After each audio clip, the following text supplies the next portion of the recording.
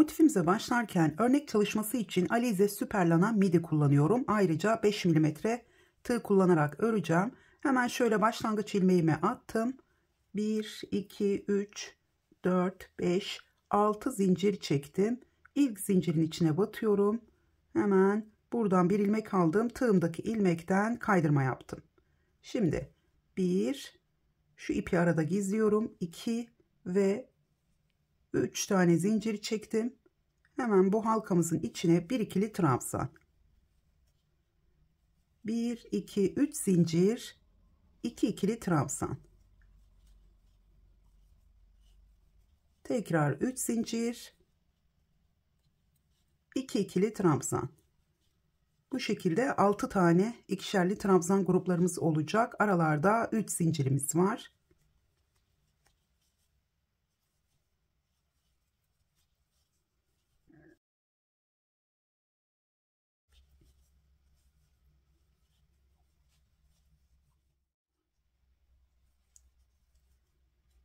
Evet, şöyle son ikili trabzanımı yaptım. 1, 2, 3, 4, 5, 6. Sonda bir zinciri çektim.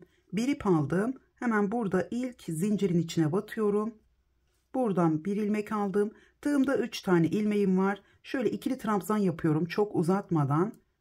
Şöyle ortalayarak gördüğünüz gibi köşe boşluğu oluştu. Şimdi hemen buradan bir ilmek aldım. Ya da şöyle zincir çekerek de yapabiliriz. 1, 2, 3, 4, 5 tane zincir çektim. Hemen buraya geldim.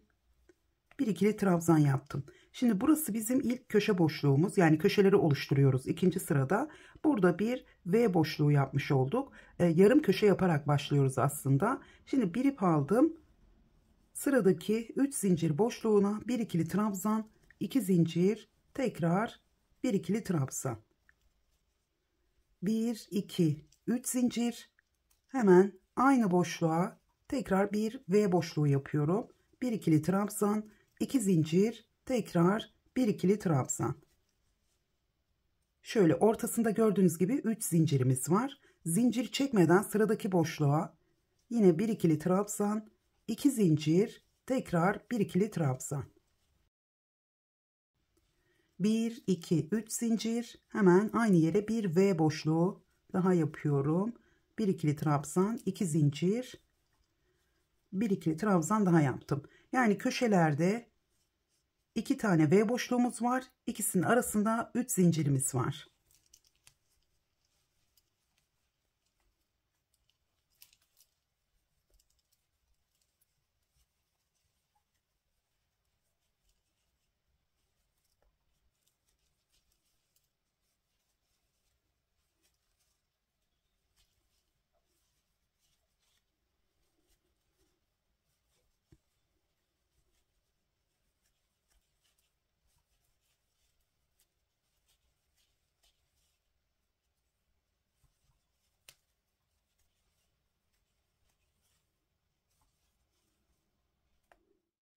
Başladığım yere tekrar geldim. Şimdi buradaki ilk köşede gördüğünüz gibi bir tane V boşluğumuz var.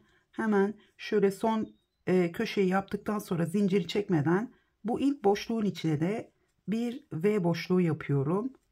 2 zincir, tekrar bir ikili trabzan. Burada da 2 tane V boşluğumuz oldu. Şimdi köşeyi kapatırken 3 zincir olduğu için bir zincir çektim. Bir ip aldım. Burada 1, 2, 3. zincirin içine batıyorum. Buradan bir ilmek aldım. Şöyle ikisini birlikte ortalayarak kapattım. Bakın burası V boşluğu, şöyle trabzanımız kayıyor. Bu şekilde kapatmış oldum. Şimdi 1, 2, 3, 4, 5 tane zincir çektim yine. Hemen ilk boşluğun içine bir ikili trabzan. Yine bir V boşluğuyla başladık. Hemen zincir çekmeden bakın burada sırada gelen 2 tane V boşluğunun tam ortasına yine V boşluğu yapacağız. Hemen bir ikili trabzan, 2 zincir,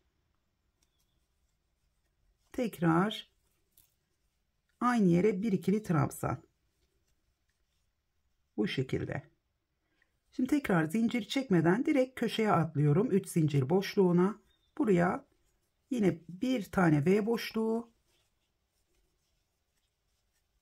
Tekrar 3 zincir. Bir V boşluğu. Köşeleri aynı şekilde yapıyoruz. Şöyle 2 zincir, bir ikili trabzan daha yaptım. Tekrar zincir çekmeden sırada gelen 2 V boşluğunun hemen aradan bu şekilde alıyorum. Buraya bir V boşluğu daha yapıyorum. Zincir çekmeden sıradaki köşeye buradaki V boşluğunu atlıyorum. 3 zincir boşluğuna yine bir V boşluğu, 3 zincir, tekrar bir V boşluğu yapıyorum. Üçüncü sırayı bu şekilde tamamlıyoruz. Hemen şöyle bakalım. Gördüğünüz gibi. Üçüncü sırayı tamamladım. Şimdi sona geldiğimiz zaman yine burada köşemizi yarım olarak başlamıştık. Bakın burada son V boşluğunu yaptım. Şöyle bir ip aldım. İlk boşluğun içine yine bir V boşluğu yapıyorum. Bir ikili trabzan, 2 zincir, tekrar bir ikili trabzan. Köşeyi kapatırken bir zincir, bir ip aldım. Bakın burada zinciriniz çok sıkı olmazsa şu şekilde de kapatabilirsiniz. Tığıma bir ip aldım. Burada 1, 2, 3. zincirin. Şuradan da sayabiliriz. 1, 2, 3. Şöyle zinciriniz gevşek olduğu zaman şu üzerinden 2 tane ilmeği şu şekilde, bu şekilde aldığınız zaman zinciriniz dönüyor. Bakın böyle içe doğru dönmüş oluyor burası. Daha güzel görünüyor. Ama sıkı olduğu zaman yani bu şekilde alamazsınız. O zaman içine batarak da yapabilirsiniz. Evet, burada yine ikili trabzan yaptım ortalayarak. Şimdi tekrar 1, 2, 3, 4, 5 tane zincir çektim. Hemen bir ip aldım. Yine ilk köşenin içine bir ikili trabzan yapıyorum. Köşelerimiz hep aynı şekilde olacak. Yine V boşluğuyla başladım. Tekrar bir ip aldım. Şimdi burada bir tane, yani şu sırada gelen V boşluğunu atlıyorum. Tam ortadaki V boşluğunu şöyle ilk trabzanın altından aldım. Pardon, burada tığımıza 2 defa ip alıyorum. Hemen burada ortadaki V boşluğumuzun şöyle ilk trabzanın altından aldım. Ön üçlü trabzan yapacağım. 1, 2 ve 3. Biraz uzatarak yapalım bu trabzanları. Yani buradaki trabzanımızın boyuna gelmesi gerekiyor. Hemen bir ip aldım. Şimdi V boşluğunun içine 5 ikili trabzan. 1, 2, 3, 4 ve 5.'si. Tekrar tığıma 2 defa ip aldım. Hemen bu V boşluğunun diğer trabzanının bu şekilde altından aldım. Ön üçlü trabzan yapıyorum. Uzatarak. Şimdi bir ip aldım. Tekrar burada bir V boşluğunu atlıyorum. Direkt köşeye geldim. Köşelerimiz hep aynı. Bir ikili trabzan, 2 zincir, bir ikili trabzan, bir V boşluğu yaptım. 3 zincir, tekrar bir V boşluğu daha yapıyorum.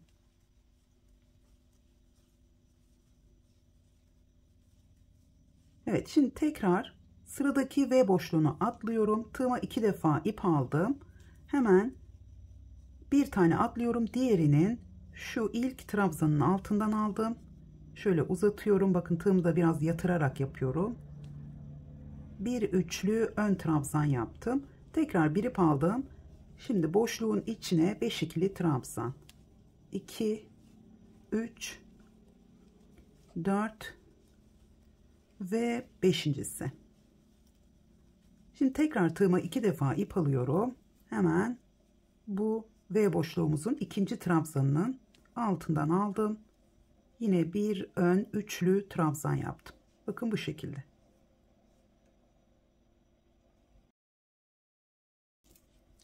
Şimdi tekrar köşeye geliyorum.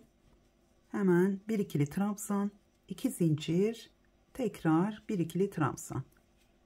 1, 2, 3 zincir, hemen bir V boşluğu daha yapıyorum. Bundan sonra artık köşelerimiz hep aynı. Buraları tekrar etmeme gerek yok.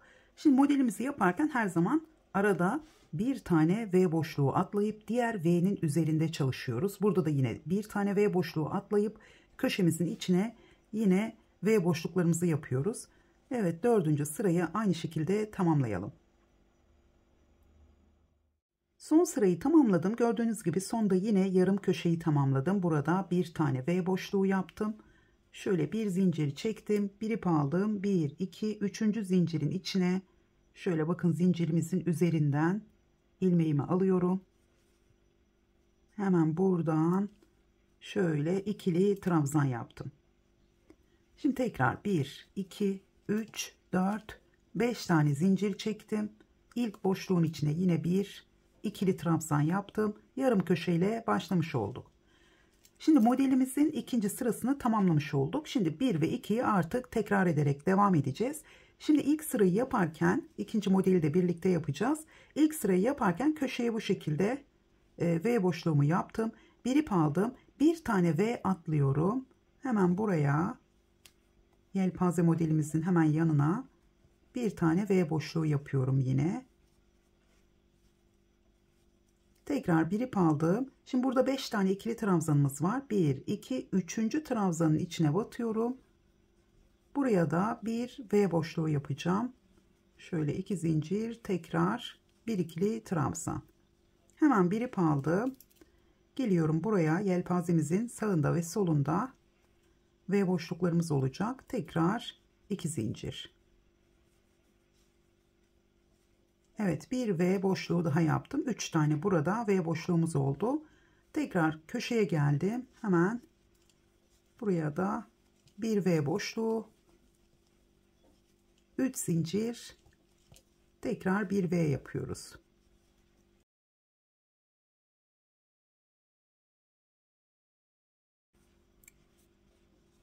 Evet, aynı şekilde sırayı tamamlıyoruz gördüğünüz gibi.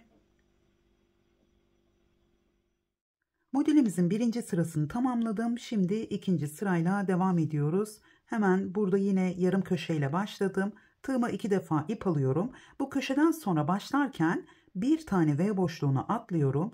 İkinci V boşluğunun şöyle ilk trabzanın altından aldım ve üçlü ön trabzan yapıyorum. Tekrar bir ip aldım. Hemen V boşluğunun içine 5 ikili trabzan.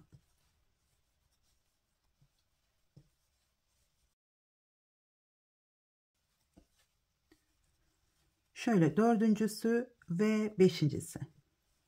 Tekrar tığıma 2 defa ip aldım. Hemen V boşluğunun ikinci trabzanının üzerine yine ön üçlü trabzan yaptım.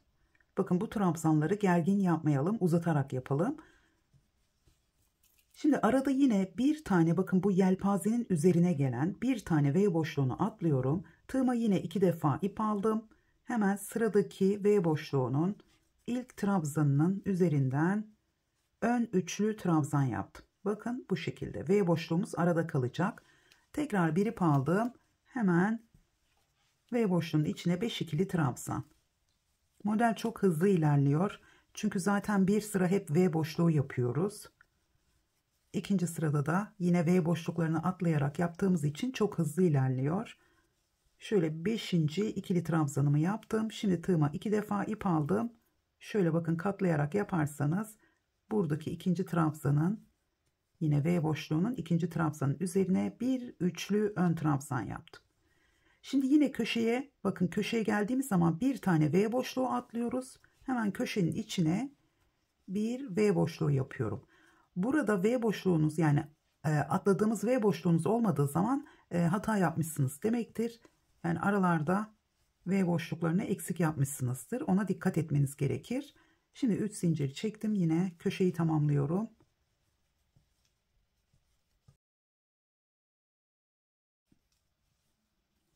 Şimdi tekrar köşeden sonra tığıma 2 defa ip alıyorum. Hemen bir tane V boşluğunu atlıyorum. İkincisinin şöyle ilk trabzanın altından aldım. Ön üçlü trabzan yaptım. Tekrar V boşluğunun içine 5 ikili trabzan.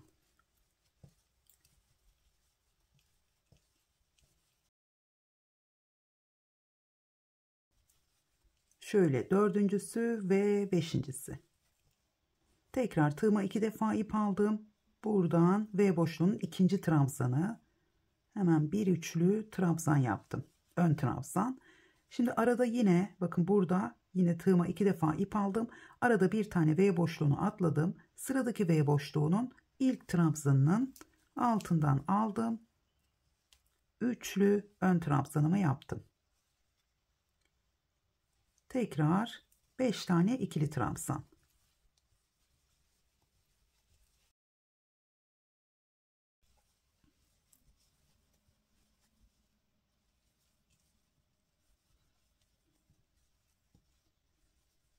Tekrar tığıma 2 defa ip aldım. V boşluğunun ikinci trabzanının altından aldım.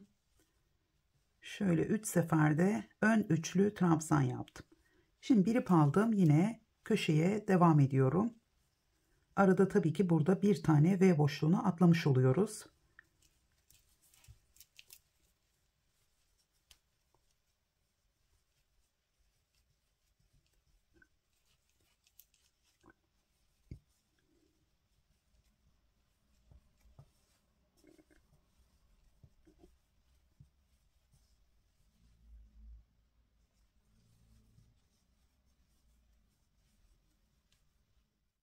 Evet, gördüğünüz gibi son sırayı tamamladığım motifimizin görünümü bu şekilde.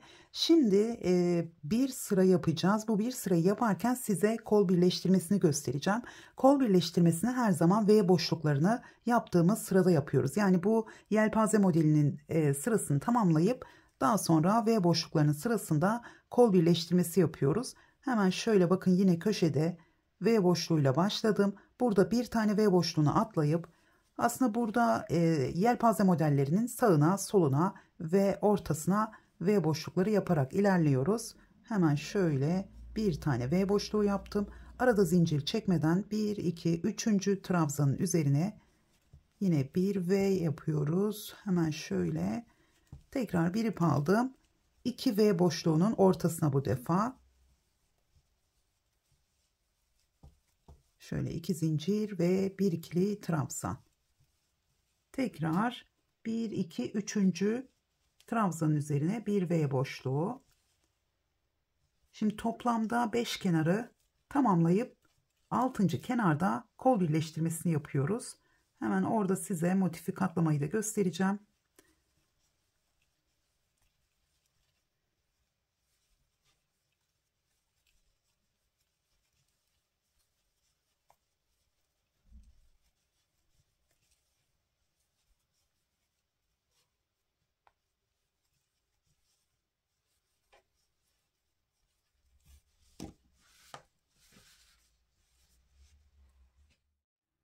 Evet, son sırayı 5 kenarda devam ettim. V boşluklarının olduğu sırada kol birleştirmesi yapacağımızı söylemiştim.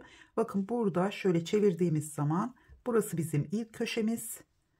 Burası da son 6. kenarımız olmuş oluyor. Burayı örerken kola birleştirme yapıyoruz. Şimdi şöyle hemen büyük örnek çalışmamın üzerinde de göstermek istiyorum biraz modelimizi. Gördüğünüz gibi model sıralarımız tamamlandığı zaman bu kısımlarda baklava dilimi desenimiz ortaya çıkmış oluyor. Çok hoş bir model. Burada biraz rengimiz karışık olduğu için, biraz da açık renkle başladığı için koyu renkle anlatmak istemiştim ama burada da yine şöyle desenimizi görebilirsiniz. Bakın, yine tek renkle de çok güzel görünüyor. Şimdi burada katlamayı göstereceğim. Aynı zamanda bu motifte yapmış olduğumuz hatayı göstereceğim. Modelin orijinalinde buradaki V boşlukların aralarında hep bir zincir vardı. Yani modelin içerisinde yapmış olduğumuz bütün V boşluklarını bir zincir çekerek yapmıştım. Ve katladığımız zaman şöyle terse çeviriyorum. Şimdi bu 5. köşe, biraz önce örnek çalışmamdaki yarım olan köşeyi şu 6. kenar dediğimiz yerden bu şekilde tutup tam karşısındaki köşeye getiriyorum. Şöyle katlamış oluyoruz ve bedenimizin yarısını tamamlamış olduk. Aynı motiften bu şekilde bir tane daha örüyorsunuz. Şimdi burada ölçüleri vereceğim. Ölçüleri vermeden önce bakın, motifimi katladığım halde 90 derecelik açı elde edilmemiş oldu. Bunun sebebi zincirlerin az gelmesi. Sıkı ördüğünüz zaman ya da zincirler az geldiği zaman bu şekilde bir görünüm alıyor. Yani bu şekilde de yapıp hırkaları kullanıyorlar ama çok da düzgün bir görünüm almıyor. Gördüğünüz gibi bu kolda da modelin zaten üçlü ön trabzanlardan dolayı kolda da bu şekilde bir daralma oluyor. O yüzden 2 zincir çekerek yaptığımız zaman bu sorunu çözmüş olduk. Şimdi yani size doğru şeklinde başlamış oldum. Şimdi burada bedenin genişliğini ayarlarken her zaman anlatıyorum. Bitmiş olan hırka modellerine de bakabilirsiniz. Hep aynı şekilde anlatıyorum. Şimdi burada kol genişliğimiz oluşana kadar örüyorsunuz. Hemen şurayı ölçüyorsunuz.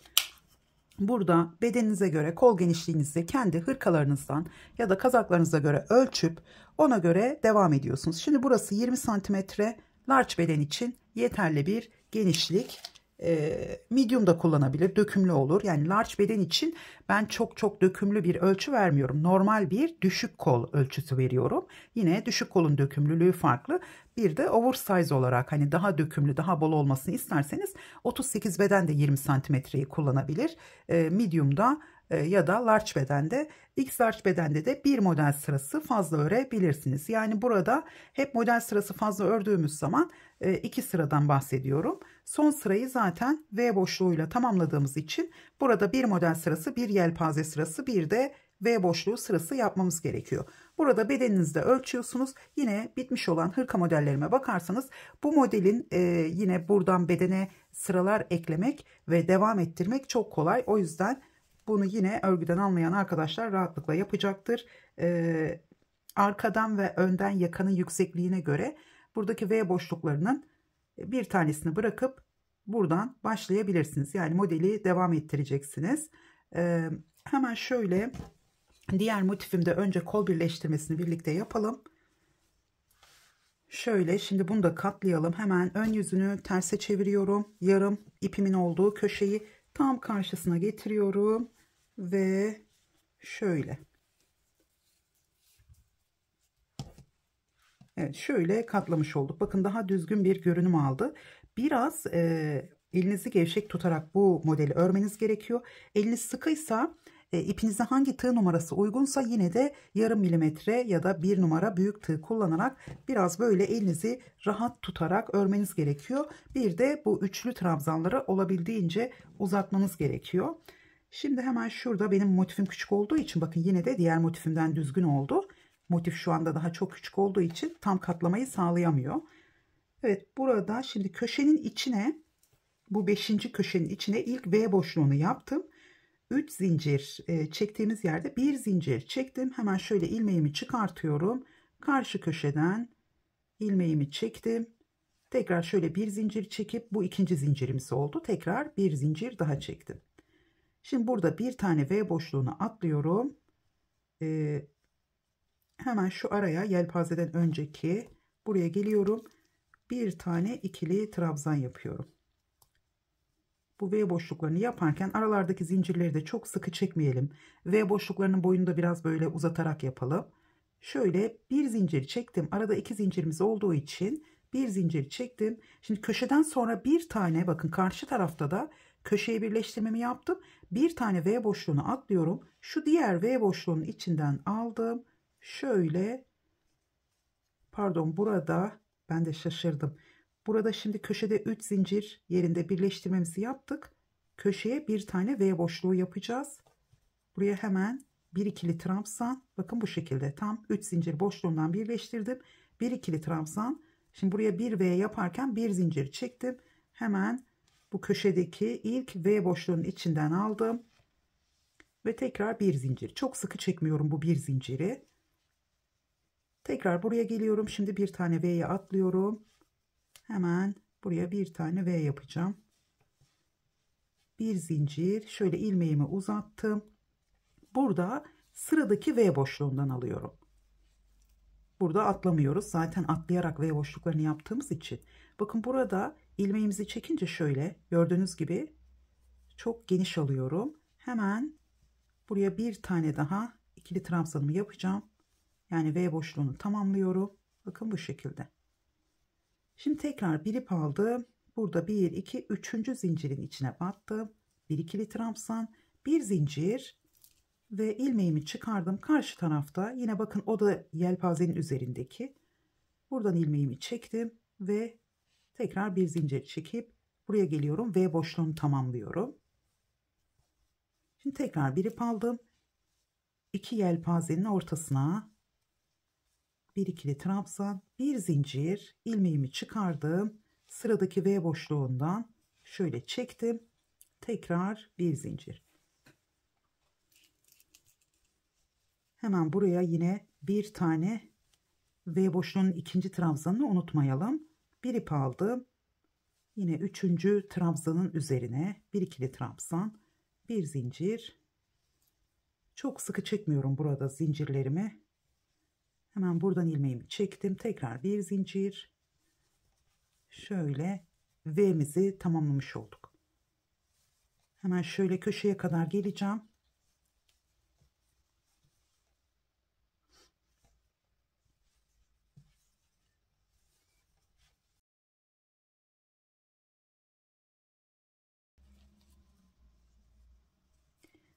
Evet, şimdi köşenin olduğu yere geldim. Bakın burada son V boşluğunun trabzanını yaptıktan sonra bir ip aldım. Hemen önce köşenin içine bir ikili trabzan yapıyorum.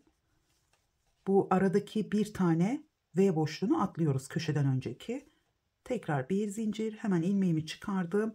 Burada da yine zaten sıradaki V boşluğunun içinden alıyorum. Şöyle çektim. Bir zincir. Hemen bir ikili trabzan yaptım. V boşluğunu tamamlamış oldum köşedeki. Şimdi burada köşeyi kapatırken şöyle bir zincir çektim. İlmeğimi çıkardım. Bu tarafta köşenin içinden bu ilmeğimi tekrar çekiyorum. Şimdi bir ip aldım. Zincir çekmeden. Şimdi ikili trabzanı biraz ortalayarak yapıyorduk ama burada ortalamadan yapacağım. 1, 2, şöyle üçüncü zincirin içine battım. Şimdi burada ikili trabzanımı şöyle biraz ilmeği uzatıyorum. Hemen buraya gelmiş oldum. Yani dibe doğru gelmiş oldum. Ortalayarak kapatmadım. Üçgen durmaması için. Şöyle bir ip aldım. Tekrar yapıyorum. Hatta şöyle ilkinden tek ikisini birlikte buraya uzatarak gelebilirsiniz. Tekrar şöyle bir zincir çekelim. Biraz gevşiyor burası. Gördüğünüz gibi burayı bu tarafa doğru çekmiş oldum. Evet, şimdi şöyle bakalım. Modeli devam ettirmek isterseniz burada devam ettirebilirsiniz. Buradaki V boşluklarının tam gelmesi gerekiyor. Yani bir tane V boşluğunu atlayarak yaptığımız için bu yelpaze modellerimizi arada hep bir V boşluğunu atlayarak yapıyoruz. Burada yeni sıraya başlarken şimdi zincirimizi çekip bakın 1, 2, 3, 4, 5 tane zincir çektim. Bu ilk birleştirme yaptığımız, şurayı da göstermek istiyorum birleştirmemizi. Şöyle bu şekilde birleştirmiş olduk. Şimdi burada devam ederken köşe boşluğuna 5 tane zincir çektim. Şuraya hemen bir tane ikili trabzan yaptım. Yani burada bir tane V boşluğumuz oldu. Hatta şöyle yapacağım çünkü şöyle boşluğun içine gelebilmek için buraya bir sık iğne yaptım. 1, 2, 3, 4 zincir çektim. Ve buraya bir ikili trabzan. Şimdi ilk V boşluğunu yapmış olduk. Bir tane atlayacağım, bir tane yelpaze yapacağım. Nasıl yapıyoruz? Bakın zaten şu yelpazeden öncekinde bir tane yelpazemiz oluyor yeni model sırasında. Şu üzerindekileri her zaman atlıyoruz. Arada kalan olmuş oluyor. Dolayısıyla ben burada kolda birleştirmeyi yaptım. İlk boşluğa bir V boşluğu yaptım. Şimdi buraya atlıyorum. Burası zaten normalde motifimizde köşedeki V boşluğumuz. Bunu atlıyorum. Tığıma 2 defa ip aldım. Buradan devam ediyorum bakın sıradakinden. Yani siz de bunu kontrol edebilirsiniz. Sayılar farklı olabilir motifiniz büyüdüğü zaman. Hep aynı şekilde denk gelecek. Yelpazeden öncekinde yine yeni yelpaze modelimizi yapıyoruz. 5 tane ikili trabzan. 2, 3, 4 ve 5.'si. Şimdi burada ben kısaca göstereceğim sadece bu kadar. Çünkü zaten modelin mantığını çözdüyseniz buraya kola devam etmesi de bedene devam etmesinde kolaylıkla yapabilirsiniz. Tabii ki örgüden anlayan ya da altıgen hırka mantığını bilen arkadaşlar için söylüyorum. Altıgen hırka mantığını bilmiyorsanız, daha önce hiç yapmadıysanız ve hiç örmediyseniz bu modelle çalışmak isterseniz yani klasik altıgen hırkayı bilmeniz gerekiyor. Hanım dilendi, bey beğendi modelinden bir tane yapmanız gerekiyor. Ya da bu modele bu şekilde başlayıp devam ettirip bitmiş olan hırka çalışmalarımda nasıl bedene sıra ekliyorum onlara bakarak devam edebilirsiniz. Şimdi bakın burada bir tane V boşluğunu atlıyorum. Tekrar sıradaki iki yelpazenin ortasındakinden devam ediyoruz. Hemen şöyle burada yarım milimetre tığınızı düşürüp kolda biraz da daralma sağlayabilirsiniz ama Modelin yapısı zaten biraz kendini toplayarak ilerliyor. O yüzden tamamladığınız zaman böyle hafif bir buhar ütüsüyle elinizle düzeltebilirsiniz. O zaman biraz daha oturacaktır model. Evet, burada yine ikinci V boşluğuna da şöyle üçlü trabzanımı yaptım. Ön üçlü trabzanımı. Bakın kola devam ederken de bu şekilde devam ediyoruz. Şimdi şöyle baktığımız zaman bunu atlayacağız. Buraya bir yelpaze, bunu atlayacağız. Köşedekini. Buraya bir yelpaze denk geliyor. Bakın. O zaman ben burada bir yelpaze yapmayacağım. Burası birleştirme yeri olduğu için buraya da bir tane V boşluğu yapıp yine ikinci sırada nasıl devam ediyorsa o şekilde devam edeceğim. Yani burası aslında kendiniz uyarlamanız gerekiyor. Bir de burada motif küçük olduğu için de denk gelmeyebilir. Siz burada sayarak yine şöyle araya da bir tane V boşluğu yaparak sayıyı arttırabilirsiniz. Bu şimdi hırka anlatımı olmadığı için sadece kısa bir fikir vermek istedim. Evet, bedene sıra eklemek isterseniz de buradan şöyle açık rengin üzerinde de göstermek istiyorum. Biraz önce söylemiştim. Burada bakın köşemiz burası. Arka yaka oyuntusu için şuradan başlayabilirsiniz modele. Çünkü şuraya bir V boşluğu yapıp bir tane V atlayıp hemen şuradan başlıyoruz. Buradaki V'yi atlayıp buraya yelpaze yaparak devam ediyoruz. Yani model aynı şekilde devam edecek. Sadece burada ilk başlangıcınızı yaka oyuntusu için biraz aşağıdan başlamanız lazım. Bir modeli eksiltebilirsiniz.